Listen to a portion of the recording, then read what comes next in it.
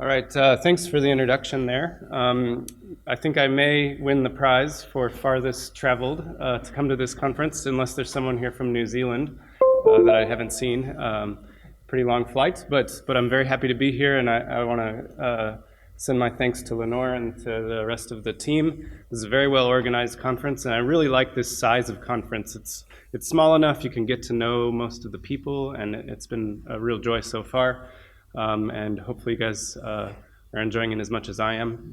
So with that, I guess I'll just introduce a little bit about myself. So my university is the University of New South Wales, and for those who don't know, it's located in Sydney, and it's a pretty large university. It's got 60,000 students, about 48% of whom are international students. So we're considered Australia's global university, and I think the reason we get a lot of international students, we get a lot of Europeans coming there especially, is because of the beaches that are very close. So here's the campus, and then there's wonderful beaches there and nice weather. And a lot of solar energy is in Australia.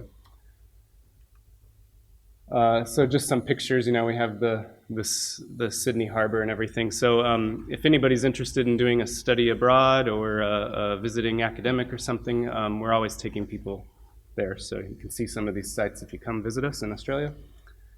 And I would say that my university has a long history of solar energy technology research. Specifically, the thing you might have heard of the most is photovoltaics. And they've set many world record efficiencies in photovoltaics in my university. And along that whole time, there's been some solar thermal activity as well, and that's where I fit in. And I would say, with respect to the nanofluids world, this sort of thing where they've got very well-defined standards for what they call a world record efficiency, and there are certain test labs which, whenever, say, my university produces a new solar cell made of perovskites or something like that, they send it off to the test lab. It's tested under very specific conditions of temperature and irradiance and, you know, cell size and everything. And it's all standardized, and then whenever it comes out with some efficiency result, they can claim a world record, right? So I feel like, and I'm sure I'm not the first person to say this, but for the nanofluids area, this could be something that could really, tying in with yesterday's speaker, could really help our sort of field, is if there was some very standardized things and maybe even some specific test labs where you send your sample over, and they test always the same way for, you know, specific heat capacity or thermal conductivity or whatever. And then you could say, I got a world record thermal conductivity out of my material that I produced. And it does two things. One, everyone's testing on the same basis, so you can really say how good your materials are. But two, you get to have a nice little map like this and put your name up there, and it stays there forever, right? So someone who set a world record has that kind of claim to fame for the rest of their career. So I think, you know, something like that could be possible. But anyway, because they've had this international organized thing with photovoltaics, it's gone from being a technology which was very expensive and no one believed that it could work, photovoltaics, to now being something that's pretty cheap, and it's going up everywhere. It's at this exponential growth rate. I think something like 20% global growth rate of photovoltaic installations around the world. And the costs, because of the economies of scale and everything, have come down dramatically. So at least in Australia, the payback time without any subsidies or anything is something like 5 years, depending on which location you live, for installing photovoltaic modules. And so my area of work, I do a little bit with photovoltaics because I'm part of the school there, but really I'm interested in solar thermal energy. And a lot of the same arguments can be made about the resource, right? There's a huge solar resource that's basically not being used at all. Something like 10,000 times our global energy demand is coming in from solar resources. And if we could just harvest 0.01% of that resource, we could power the whole world's economy with solar energy. And solar thermal technologies have some advantages. I don't know if their costs are going down at the same rate as the photovoltaics, so it's a little bit tough to compete on cost. But there are some advantages to solar thermal technologies, one of which is you use the whole spectrum of the sunlight whenever you do a solar thermal collector, right? So the solar spectrum looks something like this figure here, and I've sort of shaded in red the parts that could all be absorbed by a solar thermal collector. For a silicon photovoltaic cell, you're only basically effectively using just this small chunk out of the middle, right? So there's a lot of energy left sort of on the table there that could be harvested with solar thermal technologies. The other thing that's nice about solar thermal technologies is they use regular materials that are available everywhere: glass, steel, aluminium, whereas photovoltaics have quite a few kind of nasty elements involved in their processing: cadmium and tellurium, silane gas. Some of the rare earth elements sometimes are involved, and if you go for batteries, then you're talking about lithium and some things like that. So solar thermal, available everywhere and can be produced anywhere. My slide got messed up here. Then there's also an opportunity to just add a thermal system to a regular photovoltaic. So we call that PVT, where you're trying to get heat and electricity out of the same solar collector. All right. PVT and solar thermal have the advantage that they can meet the whole energy pie. Rather than just making electricity, you can make heat for industry. You can make transportation fuels with the thermochemical reaction.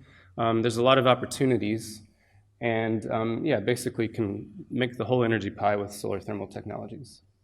So you may be asking yourself, well, how does that relate to nanofluids? Well, I believe that one interesting application of nanofluids is, instead of going for the thermal properties of nanofluids, go for the optical properties of nanofluids to try to enhance the optical properties of a fluid. All right, so what I'm going to do during this talk is basically talk about 4 things that my group has been working on to try to unlock nanofluids for solar energy applications. And what I mean by that, by the way, not to confuse anybody, there is a way to just use the enhanced thermal conductivity of nanofluids and pass them, say, over inside of a solar thermal system or whatever. What I'm talking about here is to actually directly absorb the light with the nanoparticles. All right, so this is a little bit different. So in that sense, what we want to do, of course, is absorb part of the solar spectrum, maybe all of it.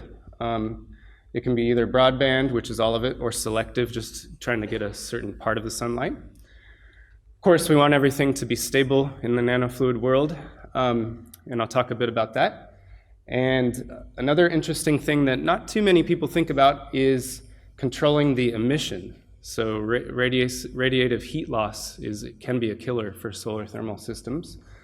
And I think, an area probably where all the nanofluids technologies need to go in the future is prototyping and scaling up into real systems, right, and proving the technology out. So I've made a nice little pie chart here, so if you get lost, these just remember 1, 2, 3, 4 along those ways, and I'll try to keep everybody straight to see which part of the pie we're on. All right, so sorry for those in the back maybe can't read this. I just want to make the argument that chasing optical properties is maybe a little bit easier challenge for nanofluids than thermal properties. All right, now this is just a hand-waving argument, even though there's some equations there. And basically, just the thing to think about is the ratio between the property that you get from the nanoparticle and the property that's in the base fluid. All right. So something like thermal conductivity, if you went for a really high thermal conductivity particle and used water as the base fluid, you might get up to maybe 100 times difference between the particle property and the fluid property. All right. If you go for optical properties and say you want to absorb green light, water is pretty much transparent to green light, right? And if you put in some black particles in there, you can get 100,000 times or many more times, it's orders of magnitude enhancement from the particle, right? Because the property of the fluid is basically 0. And so you add something that's very absorbing to something that's very transparent. And that gives you a really large enhancement at low volume fractions, all right? So I saw a few of the speakers yesterday. We're talking about thermal conductivity enhancements at 0.1% volume fraction, something like that. It seems to be good for convection. In these kind of nanofluids, you can go way, way less than 0.1% volume fraction. 0.01% or 0.001% is sufficient. And the same argument holds, and I know that this, people in here probably disagree with this sort of mixing model, and there's some higher order things in there. And even if you look at some of the more, advanced models, if you put in a very, very low volume fraction into that model with a thermal property that's, a few tens of times or maybe even 100 times more, at low volume fractions, it doesn't do a whole lot to enhance your properties for thermal physical properties. But for the optical properties, you can definitely get a big enhancement at low volume fraction. All right, and so what does that mean? So it gives you some intrinsic stability because you have the particles are far apart, less chance that they'll collide and agglomerate, right, if there's very few particles. Also, if you have very few particles, it's kind of low cost. You're not using very much kind of expensive nanotechnology. And you can even use expensive materials like gold and silver, things like that if you want, because it's such low volume fraction that you're not using very much gold, right? And also the viscosity issue that you run into with thermal properties where, your viscosity starts to eat into your benefit of increasing the thermal properties. If you're at low volume fraction, you don't really notice much of a change in viscosity. All right, so just to demonstrate that you can definitely enhance the optical properties, pretty much all the working fluids that would be used in a solar thermal system are basically transparent to the visible spectrum. So if you think about water, everyone knows, you can have a meter of water and see right through it. It's pretty easy. Glycol, glycerin, so propylene glycol, ethylene glycol, glycerin, could be a little bit higher temperature fluids. They're still transparent.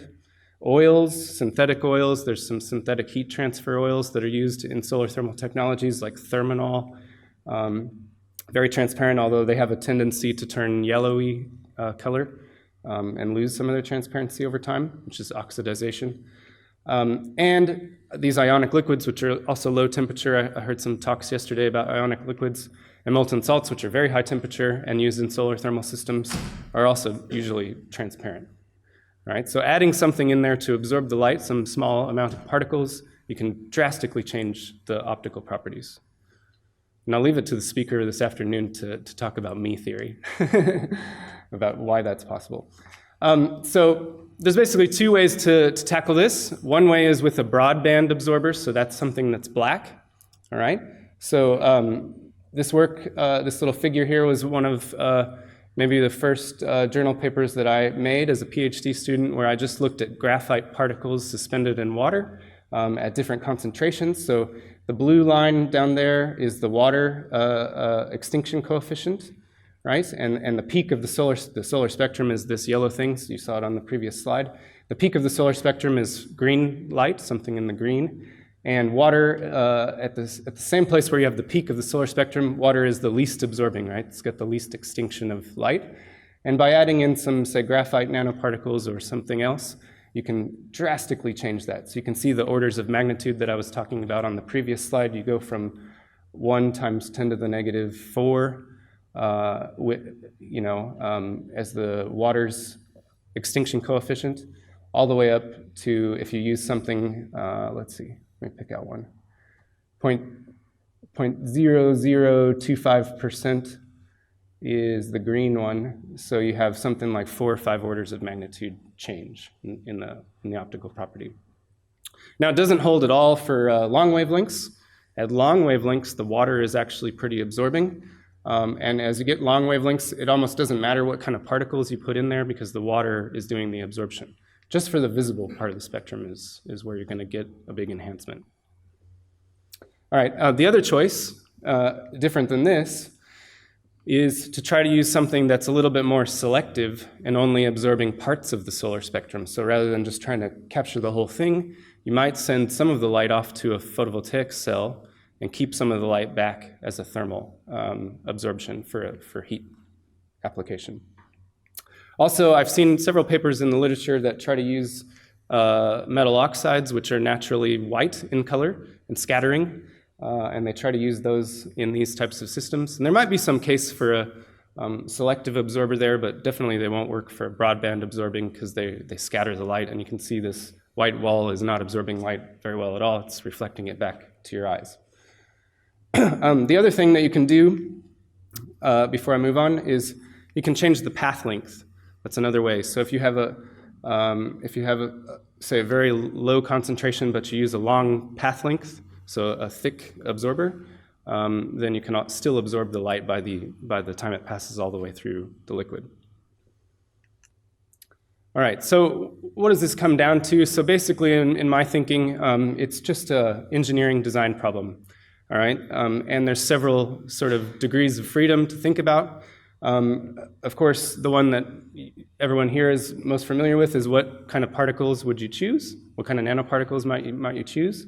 But another one that's not to be forgotten is the base fluid is very important, because most of your thermal properties, we're not enhancing the thermal properties, those just come with whatever base fluid you choose, right?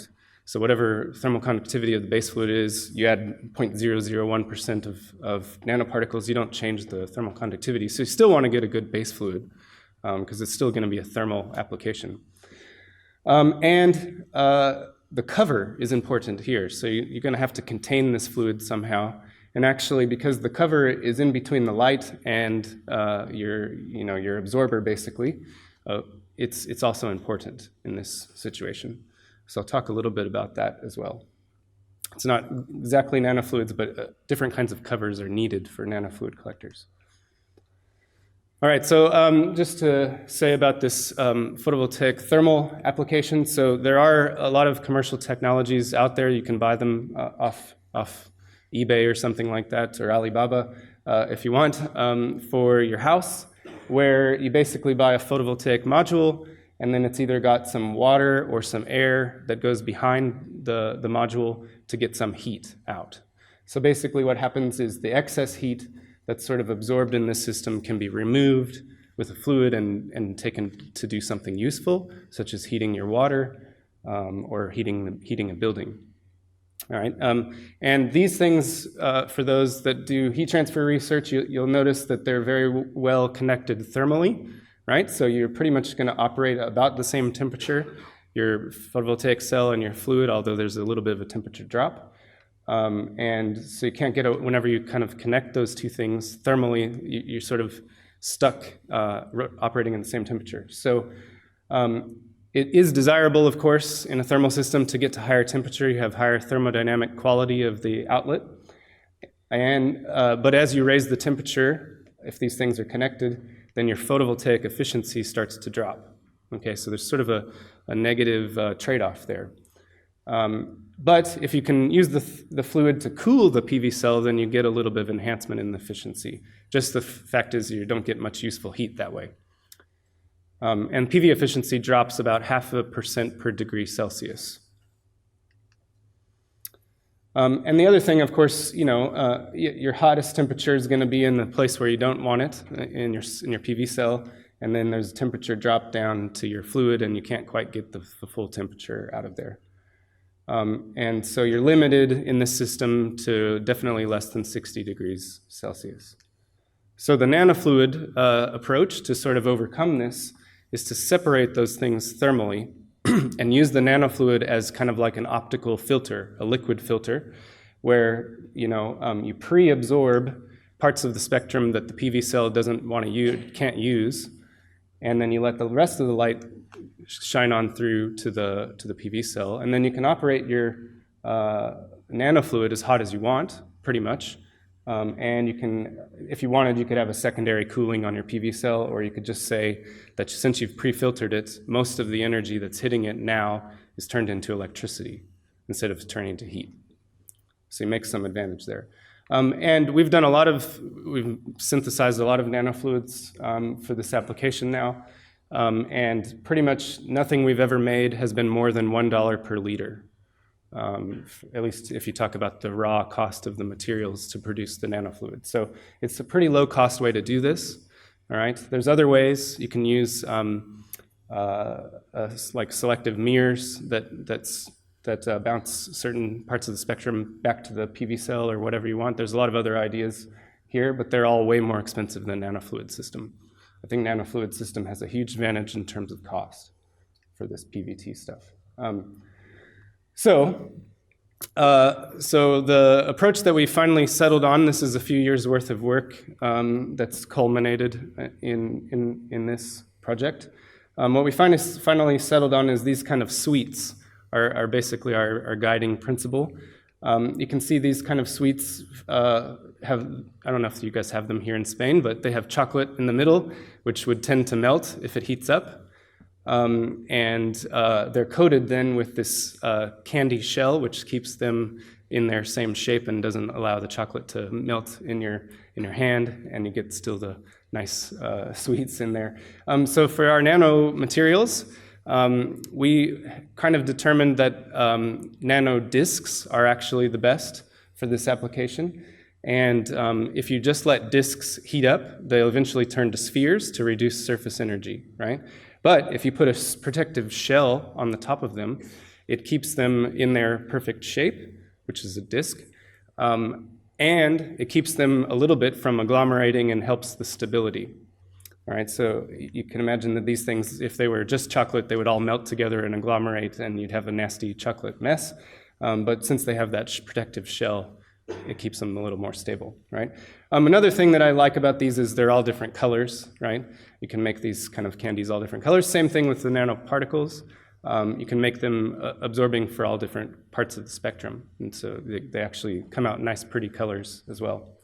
But ideally, of course, you transmit, I don't know if you guys in the back can see, but ideally transmit something between 700 nanometers wavelength, so that'd be the short band side, all the way up to the band gap of the PV cell. So for silicon, something like 1.1 microns. So there's a little window that you would like these things to transmit and then absorb everything else. That's what you want the fluid to do.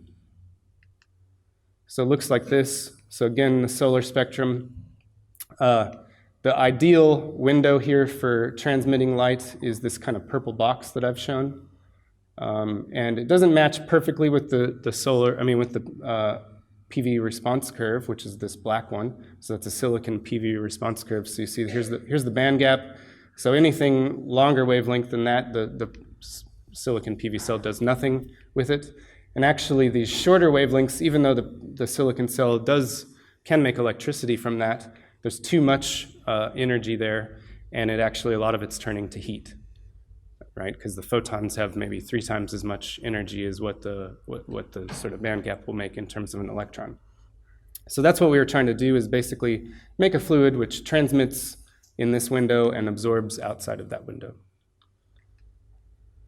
And so the idea that we settled on is with silver nanodiscs. We've tried several different things, and we synthesize these at our university. So it's a seed-mediated growth process. So you start out with some precursors with a silver source in it, and you make some seeds. And then to make it into like a disc shape, you sort of block off some of the crystal planes. Grows into this kind of triangle thing. Then you stir it and heat it, and you get a disc, and then you stop the reaction so it doesn't keep going into, it doesn't keep growing. You want to control the size. And based on how you stop it, you get different size seeds, and you can get all these different colors. So it's very size dependent, these optical properties, right? And that's from confinement of the electrons, this sort of plasmonic effect. That's what it's called.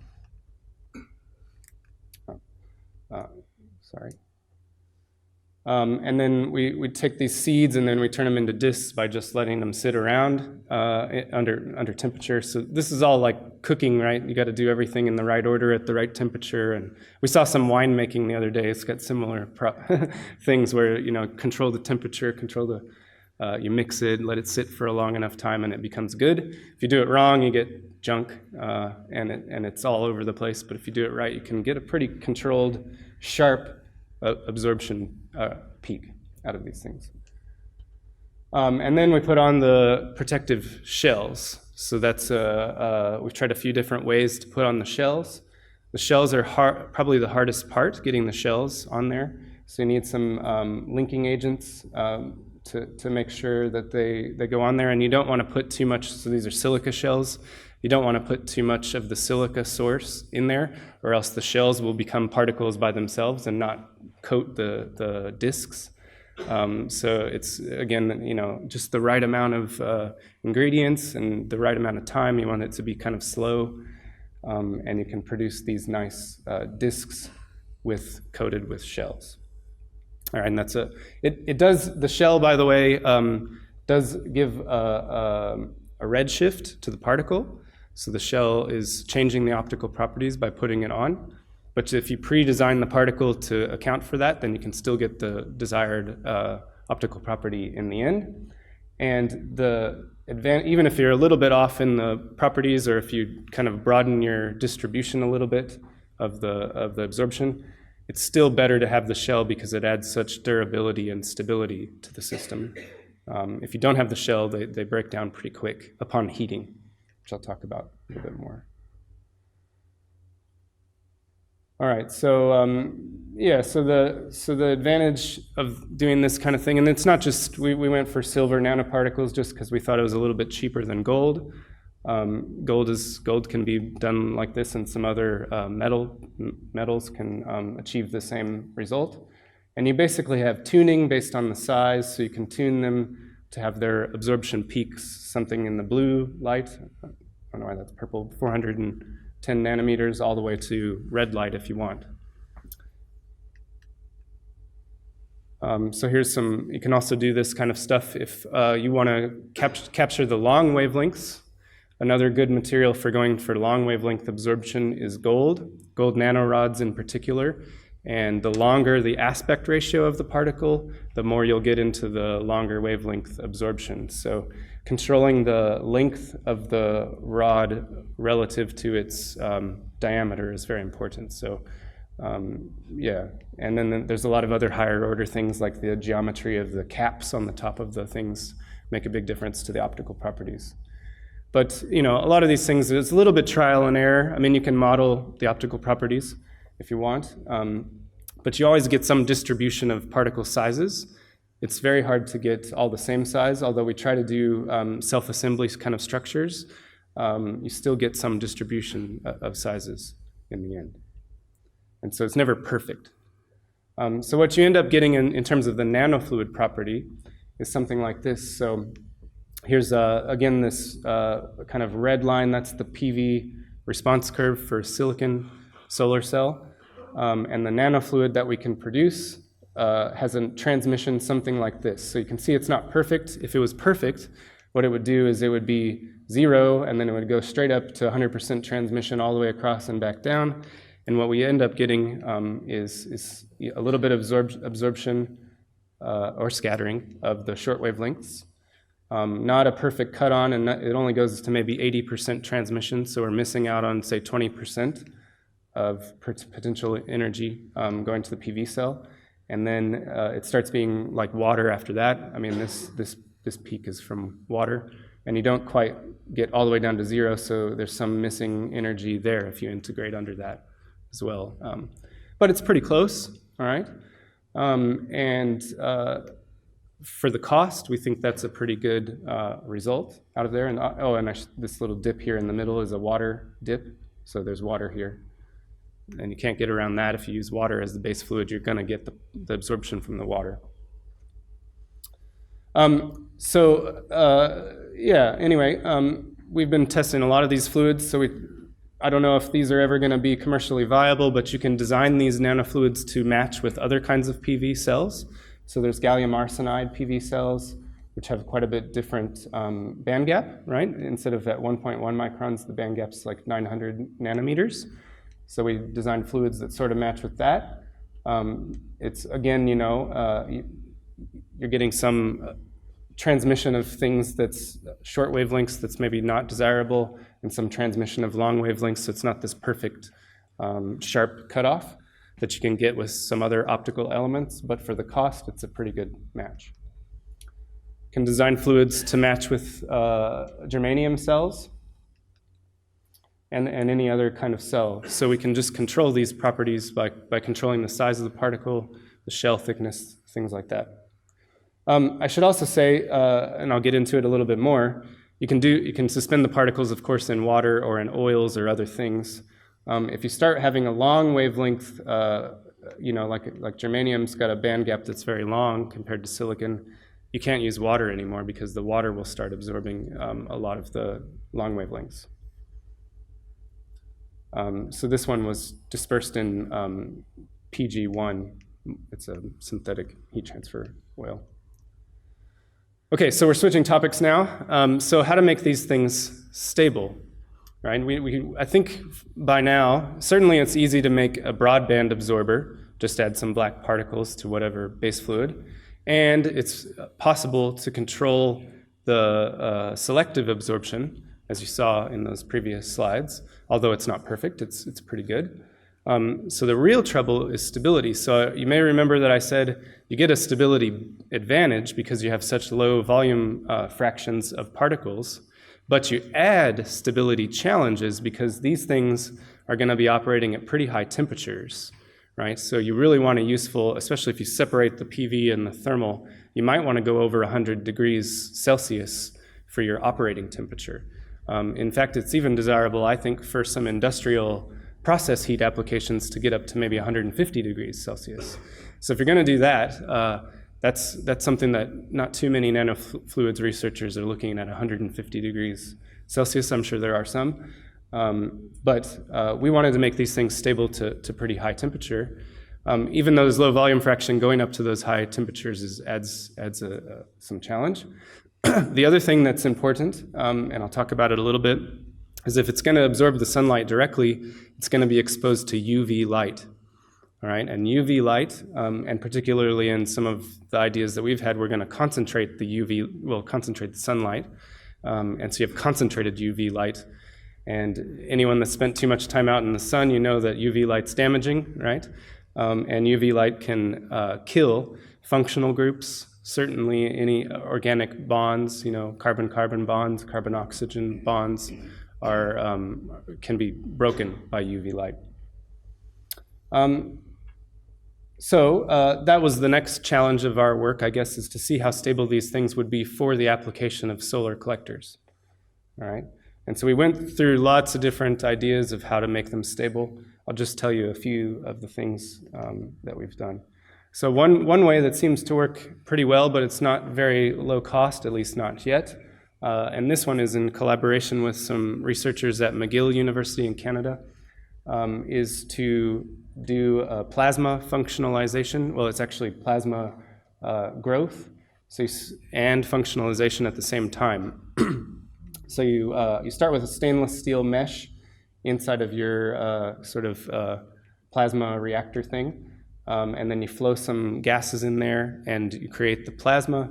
The carbon nanotubes, in this case, supposed to be a broadband absorbing carbon nanotubes, grow on the surface of the stainless steel mesh, and they're getting functionalized as they're growing by the mixture of gases that are there, right? So you get a nice carbon nanotube that's got functional groups along the whole length of it, and then is very stable whenever you go to suspend it in a fluid.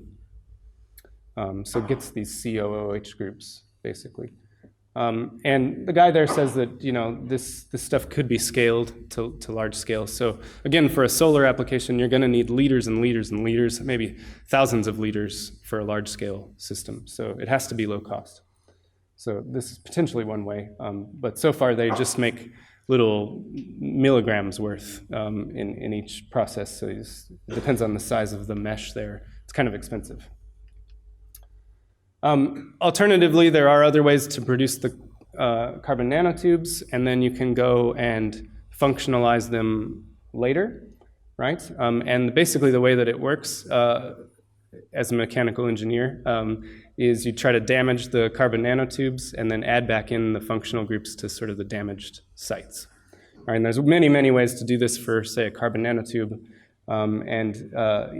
Probably the most common is with some kind of acid that causes the damage, and then you fill in with similar, you probably end up with COOH functional groups on the surface. So it's a nice chemical bond, much better than surfactants, which is commonly used in the nanofluids world. Surfactants, I maybe have a slide somewhere here.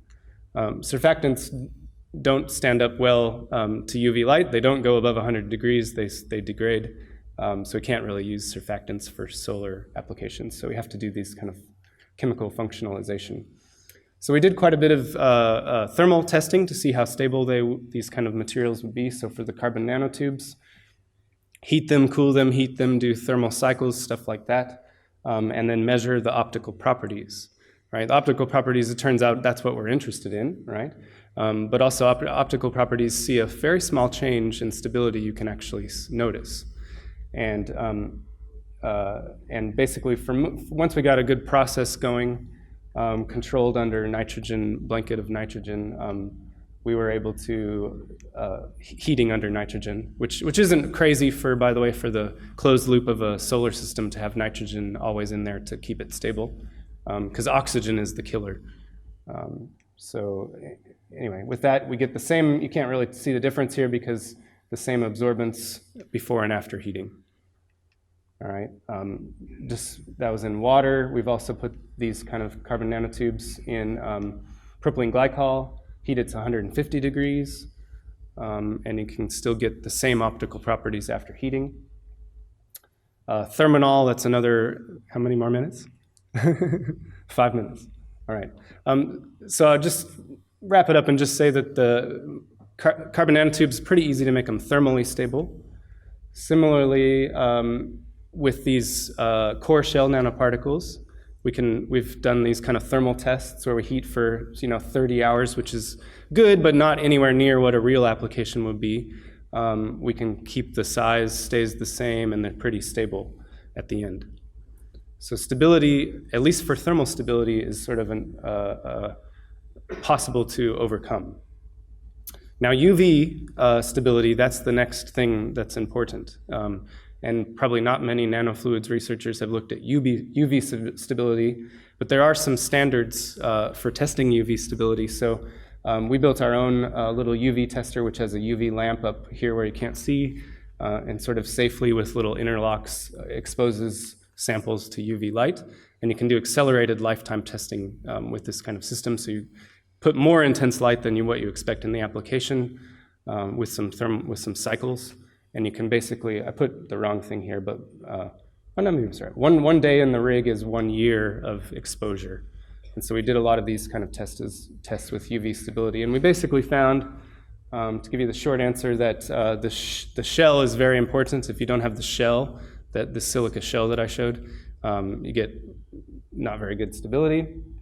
But with especially the shell made from the Stober method, using TEOS as the source of the silica, is actually quite stable. All right, I'm not going to talk about that. So I'll probably skip one of these things. So skip number 3, but because you don't care as the nanofluids people how to change the cover optical properties, but it's very important. So the last thing is how to use these things in an application. So I think that there's basically 2 ways you could do it: put it in a domestic application or in some kind of industrial application. And then if it goes for the industrial application, which is maybe the harder challenge, you definitely want to get up above 100 degrees. So there's a lot of sterilization processes, manufacturing processes that require 100 degrees. And it's sort of an untouched area for renewable energy. There's very little in it, industrial process heat powered by solar. And so I think this has a chance. So we actually made a kind of real prototype system where we made 20 liters of the nanofluid for the PVT application, and a few different concentrations basically, and did some outdoor tests. We have a solar lab there where we do tests according to the solar thermal collector standard test. We're pretty close to that. We use all the proper instruments and everything, calibrated instruments. And basically the idea was concentrate the sunlight through a plastic lens, then the light goes through a nanofluid channel, and then down below that, you can't see it in this image, is our PV cells, silicon PV cells. And so the upshot of that, since I'm running out of time, is basically if you account for everything and you do a nice sort of apples to apples comparison where you basically say heat is worth less than electricity, which it is, then overall boost is like 10%. All right, for using this system. So what I mean by that is by putting the nanofluid in there, you hurt your electricity generation because you've basically lost a little bit of, first you have glass in there which causes reflection, and then the nanofluids has some scattering and not perfect properties. So you lose some of the electrical conversion, but you gain quite a bit of heat. Now that heat that comes out is not as valuable as the electricity was, but you get some back. So it ends up, we call this thing a merit function, we get 10%. So anybody who wants to know more, I'm happy to discuss after about that. All right, so just to wrap up, so the real outlook for these solar nanofluids, in my mind, definitely depends on your perspective, all right? So if you look at a picture like these two pictures, it's very hard to tell if it's sunrise or sunset. So for this technology, is it rising? Is it something that's going to make it out into the world? Or is it dead and it's PV just by itself is the winner, basically, without any nanotechnology involved? And I think there's some opportunities. I think that it could be sunrise. And I think that that all of these things that I've talked about, I think that they could all use a bit more work, probably. Right? In terms of how well they do as broadband absorbers, I can say that they are not going to beat a regular solar thermal collector because they don't, they might one day match the performance of a solar thermal collector, but they're not going to be better. So I have, if anyone wants to talk about that, I kind of skipped over that part. For selective absorbers, I think it is very interesting, and I think it can be lower cost. I think that's the real opportunity.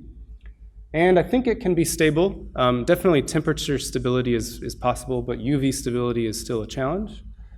And I skipped over this absorption emission, but it's possible to do that by controlling the cover.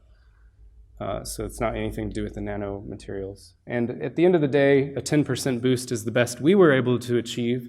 Someone else could come in and probably do a little better than that if you got controlled more of these things. All right, so just acknowledge some of the funding and then my team that helped work on that. So sorry I went over time.